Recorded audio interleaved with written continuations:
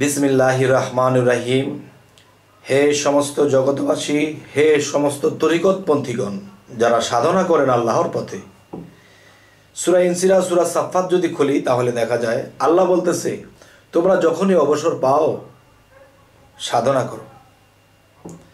কিন্তু দেখা যায় এই যে সাধনা করার কথা বলেছে, যারা মুসলমানের ঘরে জন্ম নিয়েছে, মুসলমানের ঘরে জন্ম নিলেই কিন্তু তাকে মুসলমান বলা যাবে না, তাকে মুসলমান হতে হবে। এই ধরনের কিছু লোক আছে যে মুসলমানের ঘরে জন্ম নিয়েছে, আল্লাহ রাসূল কী জিনিস তা তারা মানেও না, বোঝেও না, করেও না। তারা কিন্তু সাধনা আবার কি, সাধনা আবার কি? তাহলে এটা তো গরু, এ তো এখনো মানুষের কাতারে যায়নি। কারণ বছর শেষে একটা রোজা আসে, আর এটার নামও তো বলে সিয়াম, সাধনার মাস। এইটুকু যে না জানে সে তো গরু, মানুষ তো হওয়া যায়নি। যাই হোক, এভাবে বলাটা আমার ঠিক হয়নি, আনন্দস্বরূপ বললাম। তো আজকের কথা হবে কি, যে অনেক সাধকরা সাধনা করে, অনেক পীর ধরা লোক, অনেক বাংলাদেশে, বিদেশে, বিভিন্ন কান্ট্রিতে দেখা যায় সাধন করে। এখন সাধনা যে করে, সাধনার সাথে যে কিছু বাঁধনা আছে। আমি যে মাংস পাক করব, কত ধরনের মশলা লাগে। এখন মাংস সিদ্ধ দিয়ে রেখে দিয়েছি, তাহলে এটার সাথে মশলা না দিলে কিন্তু এটা খাওয়ার যোগ্য হবে না। তাহলে আজকের কথা হবে কি, যে যৌবনী পানি, যেটা যৌবন আসলে দেহের মধ্যে প্রবাহিত হয়, তাহলে সেই বিষয়ে আজকে আলোচনা করব।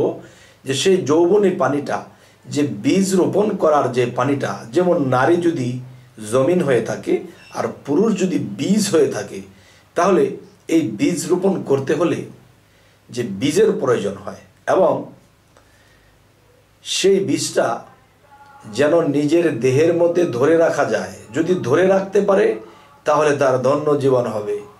তাহলে ধরে রাখতে হলে কি করতে হবে? এই কথাগুলো অনেকে কমেন্টে করে বলে যে আমাদের দেহের ধন আমরা কি করে ধরে রাখব, এক। দ্বিতীয়ত কেউ বলে আমি বহুদিন ধরে সাধন করি, আমি এই জিনিস ধরে রাখতে পারি না, বা এ ধরনের কোনো কিছু থাকলে আপনি এই ধরনের কিছু একটা কথা বলবেন। তাহলে আমি তাদের উদ্দেশ্যে বলছি, সকলের কানে পৌঁছানোর জন্য। সেটি হলো, দেখুন, যে কেউ যদি চায় যে আমি এই বীজ শক্তি আমার মানব দেহের মধ্যে আমি মিশিয়ে রাখব, আমি সত্যই বলিতেছি এই পৃথিবীর কেউ পারবে না।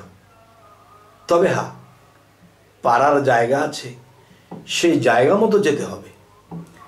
জায়গা মতো কি, আবার অজাগা মতো কি? অজাগায় গিয়ে যদি আমি আমার দেহের সাথে এই বীজ শক্তি মিশিয়ে রাখতে চাই, তাহলে আমি পারবো না।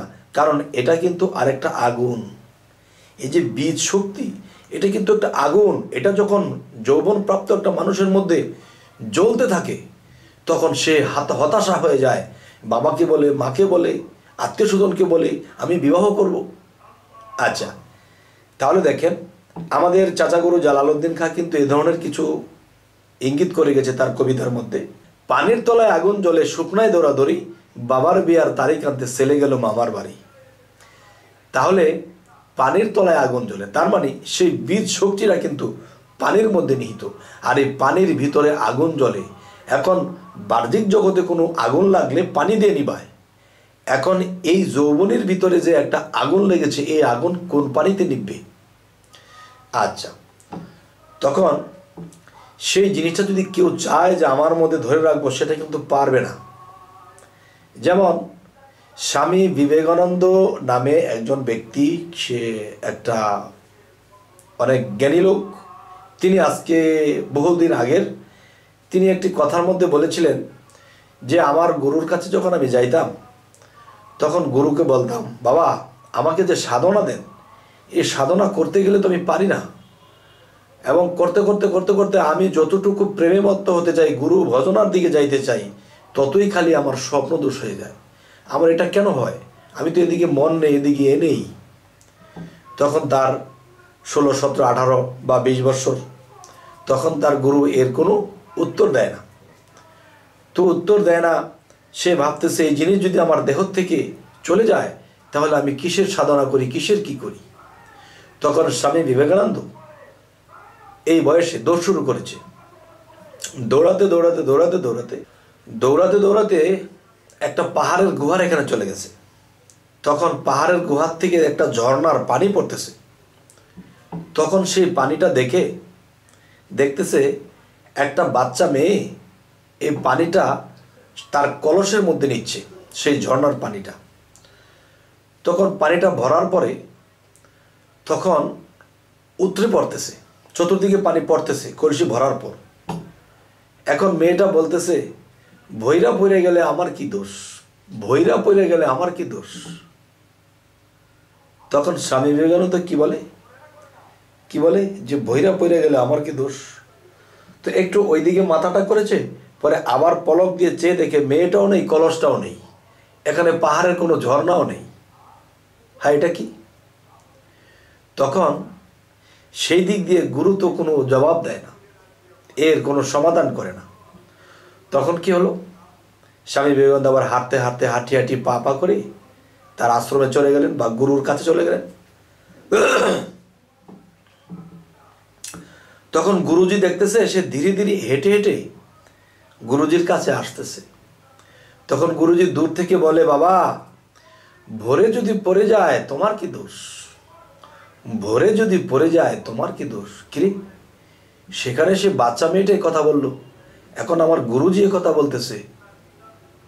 তখন তার মাথাটা ঝাড়া দিয়ে ভাবতেছে, এটা কি, সেখানে যে কথা এখানে সে কথা, তাহলে তো গুরুর খেলা। তখন থাকতে বেলা গুরুর কাছে গিয়ে বললেন, হে বাবা, আপনার মহিমা তো বুঝি না, তবে এটা কি বিষয়? আমি সেখানে শুনলাম এই কথা, এখানে শুনলাম এই কথা। তখন গুরুজি হাসতে হাসতে বললেন যে, দেখো বাবা, যে যৌবন জোয়ারের পানি, এটার তো বাঁধ ভেঙে গেলে তো আর ধরে রাখা যায় না। তবে হ্যাঁ, তোমার কি করতে হবে, খাদ্য বাঁচতে হবে। এখন মনে করো যে সরিষা ভাঙানোর একটা মেশিনের মধ্যে যদি সরিষা দিয়ে যখন মেশিন চালু করে দেবে, তখন কিন্তু একদিক দিয়ে সরিষার খৈল পড়বে, একদিক দিয়ে তেল পড়বে, তাহলে একদিক দিয়ে প্রস্রাব যাবে, একদিক দিয়ে পায়খানা যাবে। এই যে মেশিনের মধ্যে যখন আমরা খাদ্য ছেড়ে দেই, তবে এখন কথা হলো, এই মেশিনটার মধ্যে যদি খাদ্য দিতে হয়, তাহলে নিরামিষ খাদ্য দিতে হবে, আমিষ ত্যাগ করতে হবে। নিরামিষ খেতে খেতে এটা আস্তে আস্তে কন্ট্রোলে আসবে, একেবারেই শেষ হবে না। তাহলে আমাকে যিনি জিজ্ঞাসা করেছেন, এই জিনিস নিজের মধ্যে মিশিয়ে রাখতে হলে কি করতে হবে? আমি যখন বলবো যে দেহের সাথে যদি আপনি এই জিনিস মিশিয়ে রাখতে চান, দেহের বীজ শক্তি, যৌবনী পানির শক্তি যদি আপনার দেহের সাথে মিশিয়ে রাখতে চান, কখনোই পারবেন না। তবে পারবেন, এটা যদি আমি বলি, তাহলে এই কথা শোনার পরে আপনি স্তব্ধ হয়ে আপনি হয়তো এই সাধনা আর করবেন না। দেখুন, এখানে বিষয়টা হলো, আমরা যে মা বোনকে বাজার থেকে আদা এনে দিই, এই আদার কিন্তু একটা রস আছে।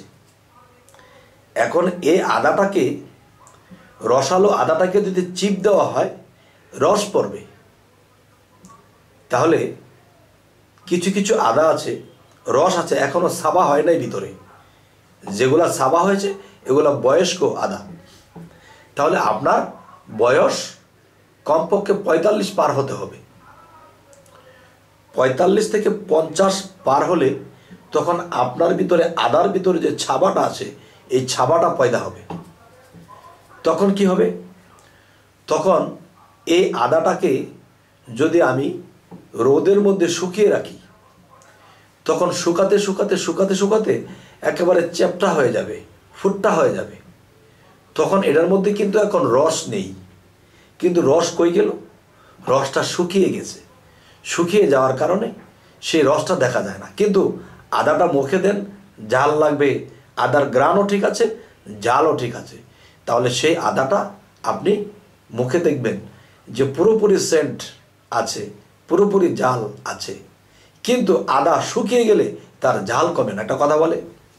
তাই বলবো কি, যে আপনি যদি চান আপনার বীজ শক্তি, যৌবনী পারি শক্তি আপনার দেহের সাথে চিরতরে মিশিয়ে রাখতে চান, তাহলে আপনার কি করতে হবে?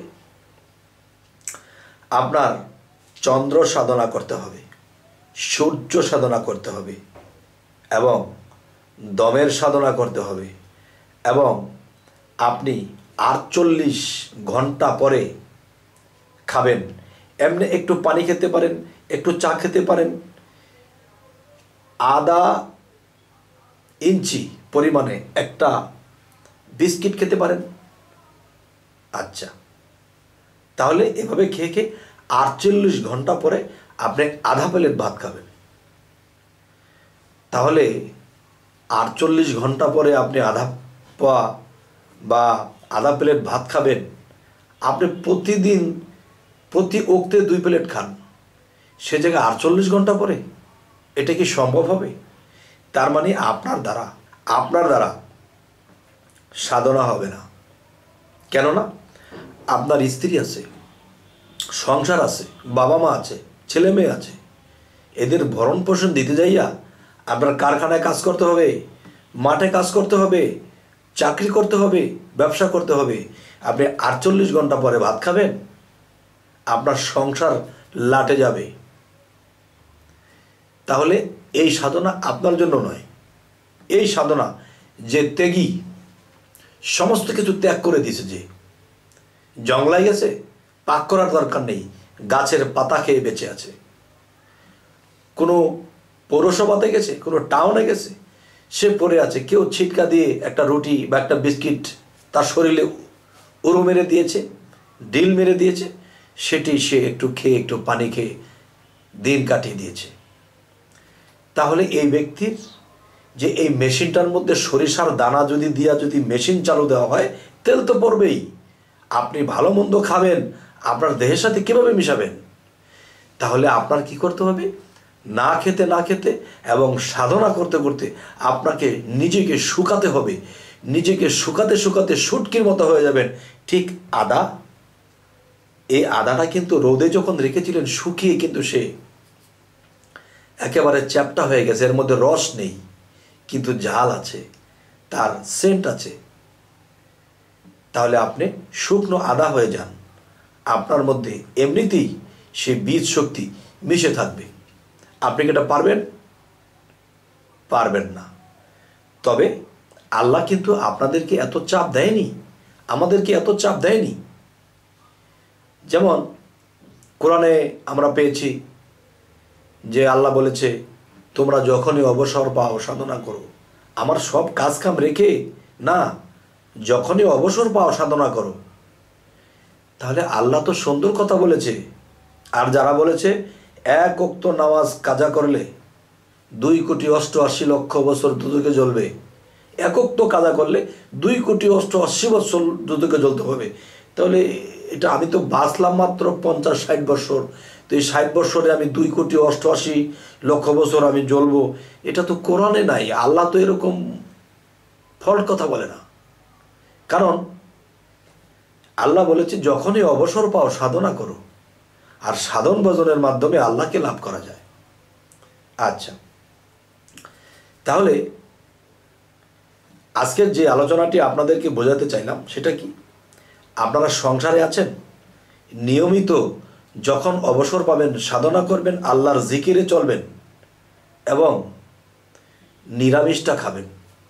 শরীরের রোগবালাই কম হবে, শরীরের শক্তি কমবে না, কিন্তু আপনার সেই শক্তি, যে যৌবনী শক্তিটা আপনাকে সবসময় ঘিরে রাখবে না। আপনার শরীর ভালো থাকবে, আপনার হায়াতও বাড়বে। তখন কি হবে?